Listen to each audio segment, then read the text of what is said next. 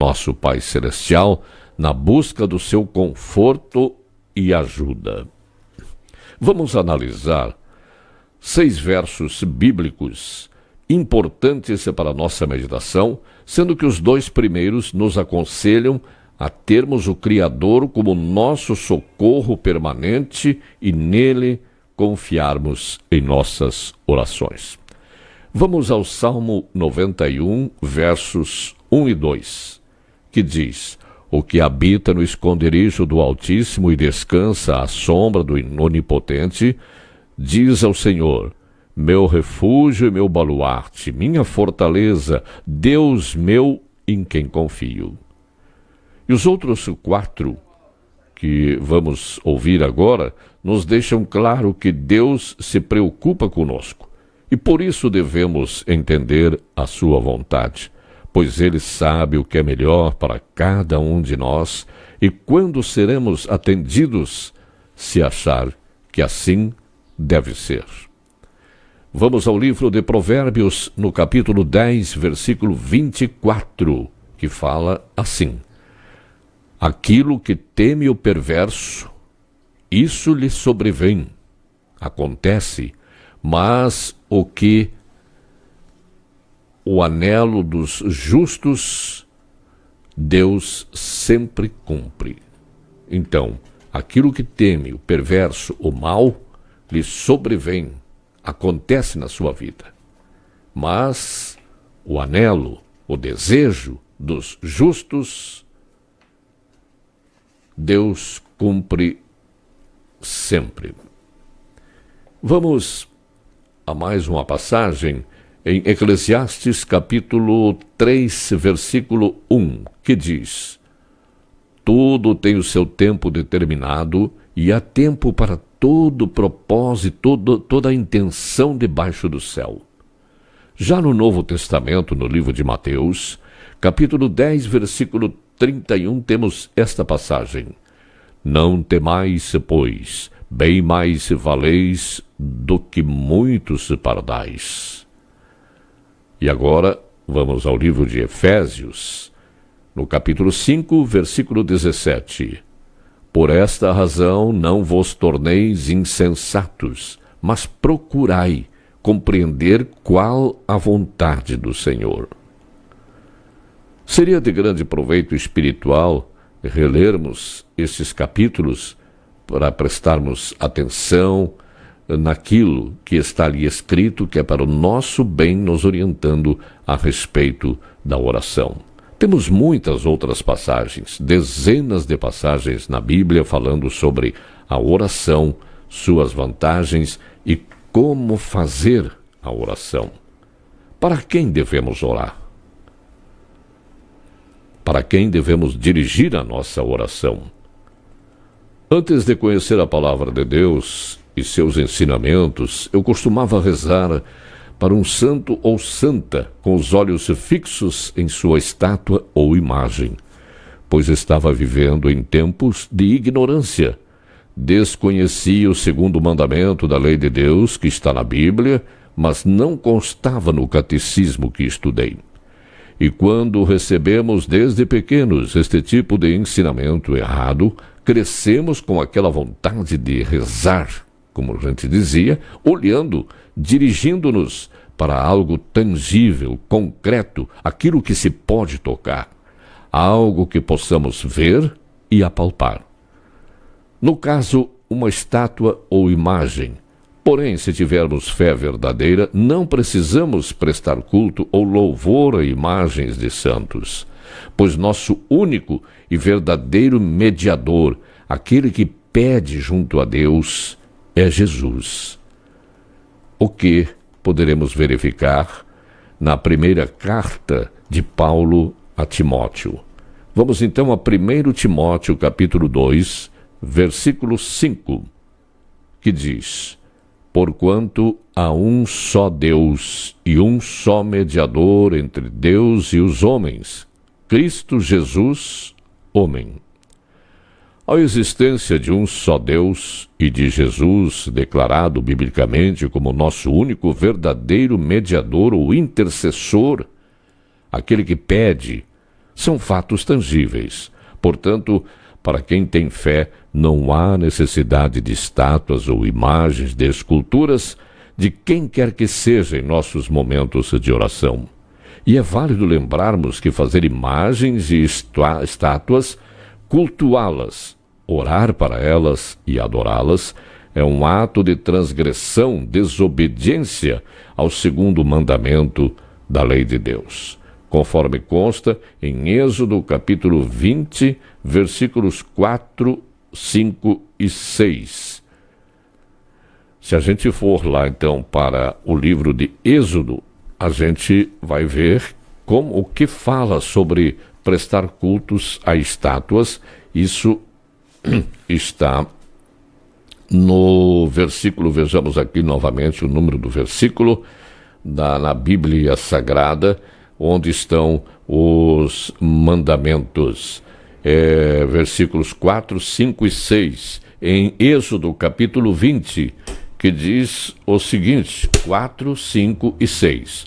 Não farás para ti imagem de escultura, nem semelhança alguma do que há em cima nos céus, nem embaixo na terra, nem nas águas debaixo da terra.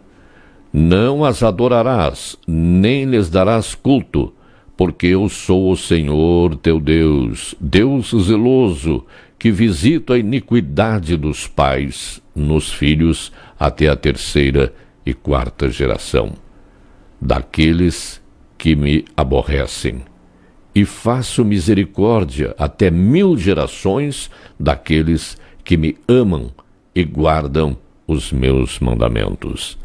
Essa é a palavra de Deus, é o que Deus nos diz nos 10 mandamentos. Isso ele falou para Moisés no momento que passou a ele a tábua dos 10 mandamentos.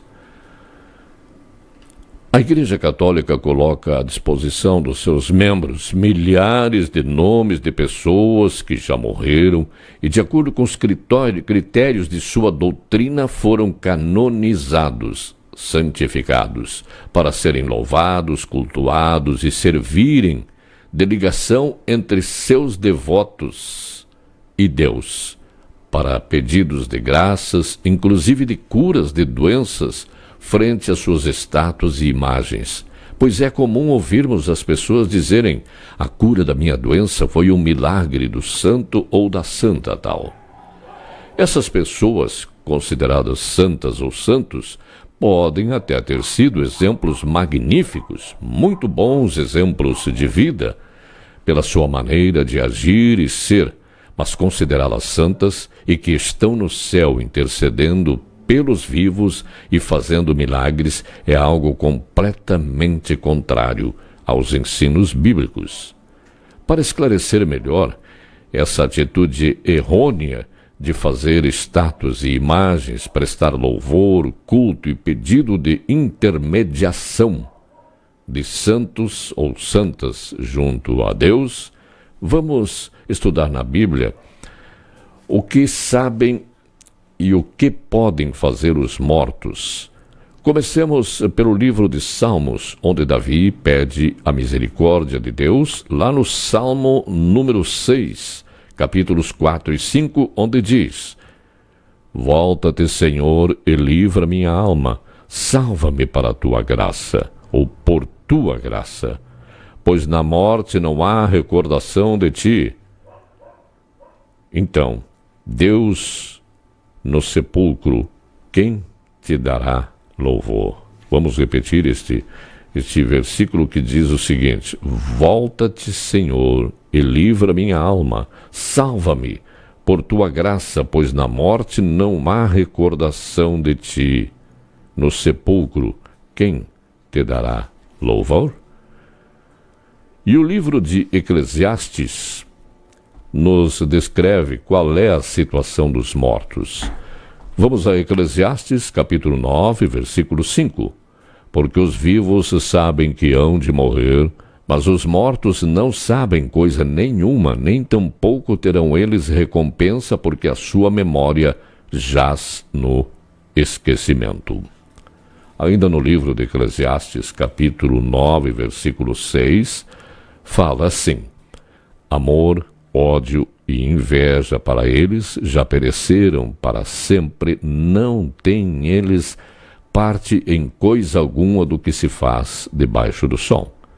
Ainda no livro de Eclesiastes, no capítulo 9, versículo 10, diz: tudo quanto te vier à mão para fazer, faze-o conforme as tuas forças, porque no além para onde tu vais não há obra, nem projetos, nem conhecimento, nem sabedoria alguma.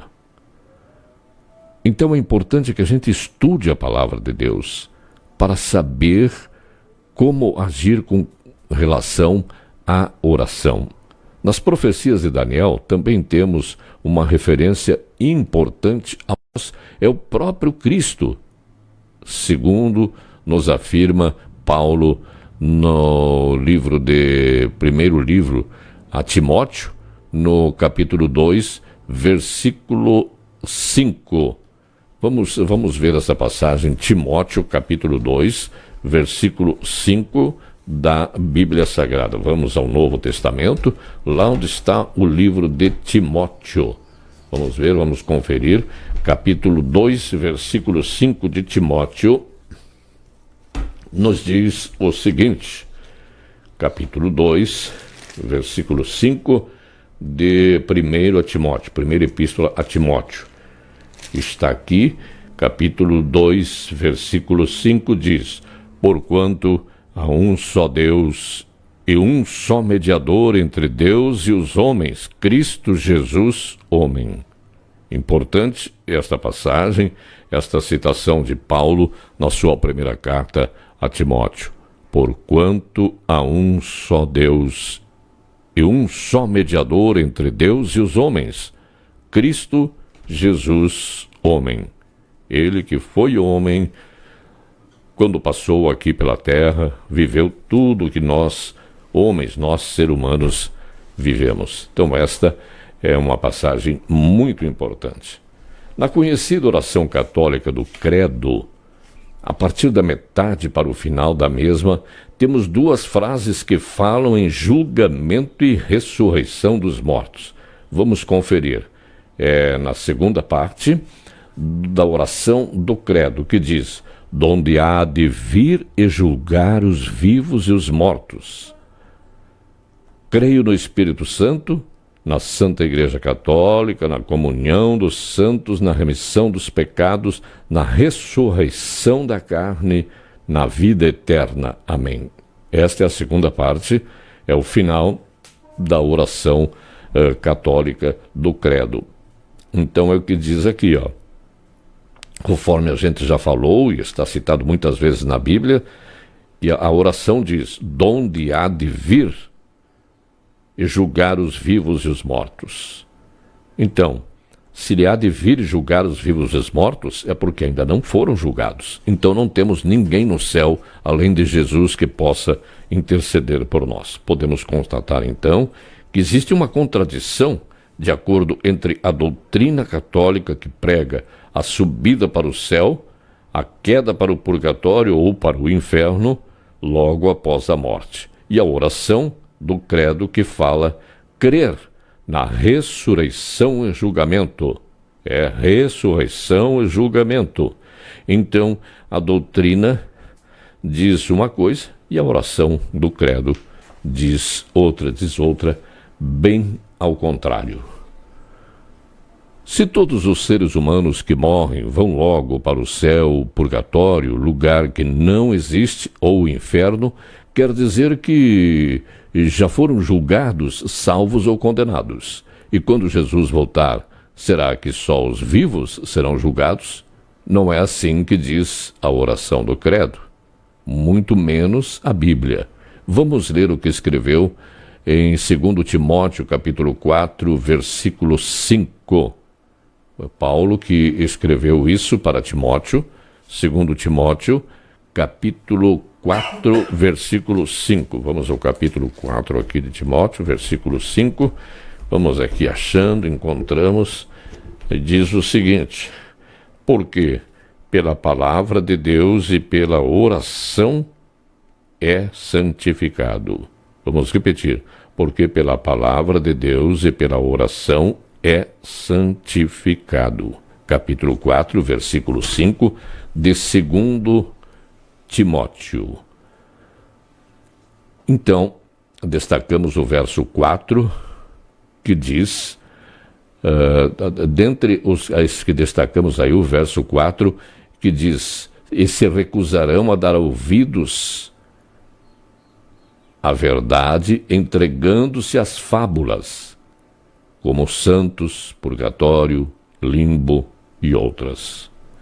E Jesus é o nosso único mediador, aquele que pede por nós lá no céu.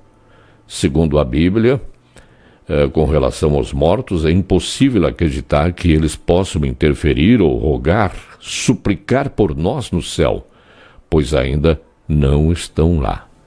Como é o caso da pretensa, imaginada intervenção dos santos, junto de Deus, e as Sagradas Escrituras nos orientam que a única ligação entre nós e Deus é Jesus Cristo. Portanto, através dele que devemos pedir em nossas orações.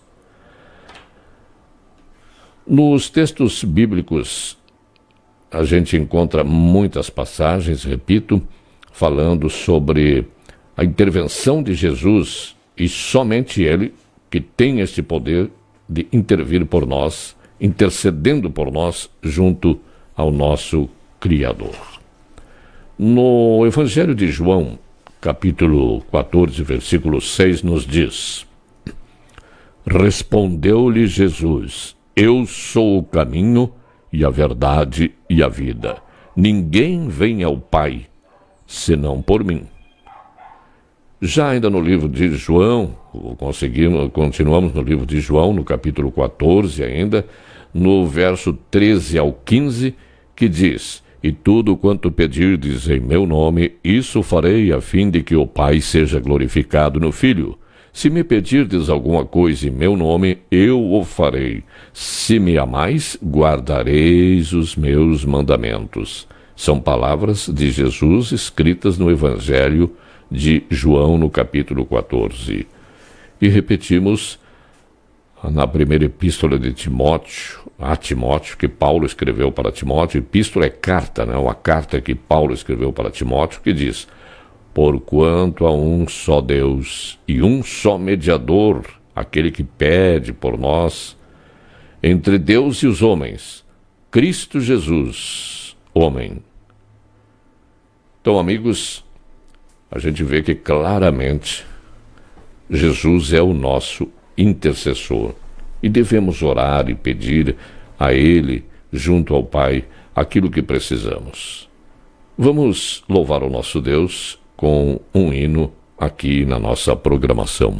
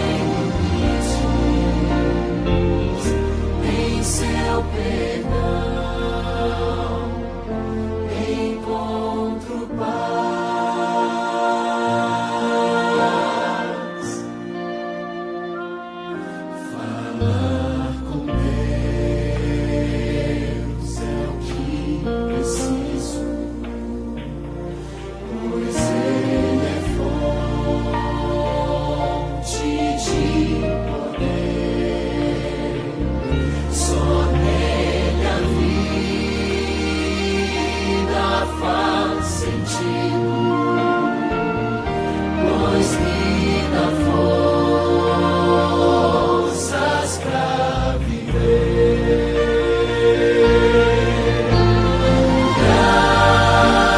Grande é o nosso Deus e as obras que Ele faz. O seu amor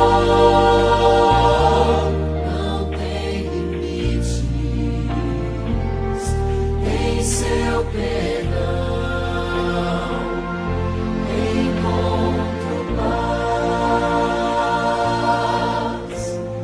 Grande é o nosso Deus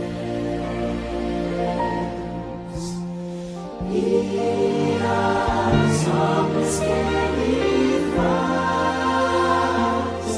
O seu amor não tem limites, em seu perdão